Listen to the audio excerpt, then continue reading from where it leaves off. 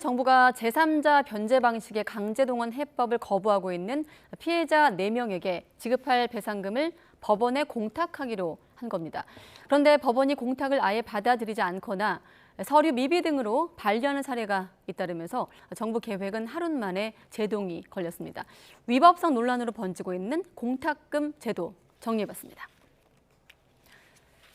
네, 먼저 공탁이란 채권자가 변제 목적물 수령을 거부할 경우 금전을 법원 공탁수에 맡겨 채무를 면제받을 수 있는 제도를 말합니다.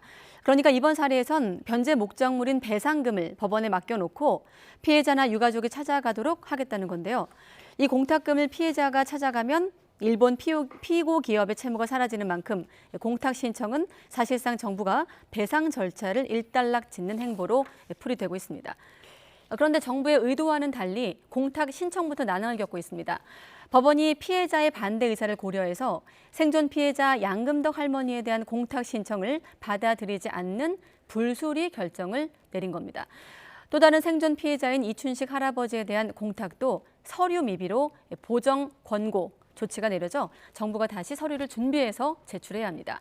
정부는 양금덕 할머니 건에 대해서 이의 신청서까지 제출했지만 공탁관이 이를 수용하지 않으면서 재판부가 서면 심리를 통해 공탁의 적법성을 따지게 됐습니다.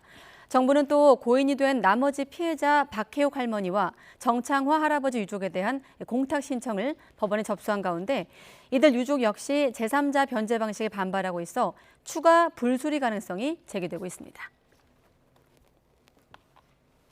일본 기업과 일본 정부와 싸웠던 사람이지만 지금은 한국 정부와 싸우고 있습니다. 결국은 제3자 변제에 반대하는 피해자들의 채권을 어떻게 소멸시킬 것인지, 어떻게 그 사람들의 손에서 판결을 뺏어갈 것인지가 지금의 싸움의 가장 핵심적인 것이고, 네, 결국 피해자 측은 돈 맡겨놓고 찾아가라고 하는 게 피해자 권리 회복이냐며 반문하고 있는 건데요. 정부는 앞으로도 피해자 측에 이해를 구하는 진정성 있는 노력을 기울여가겠다고 했지만 피해자 측은 공탁 절차에 무효소송 제기까지 언급하며 강하게 반발하고 있어 논란과 분쟁을 예고하고 있습니다.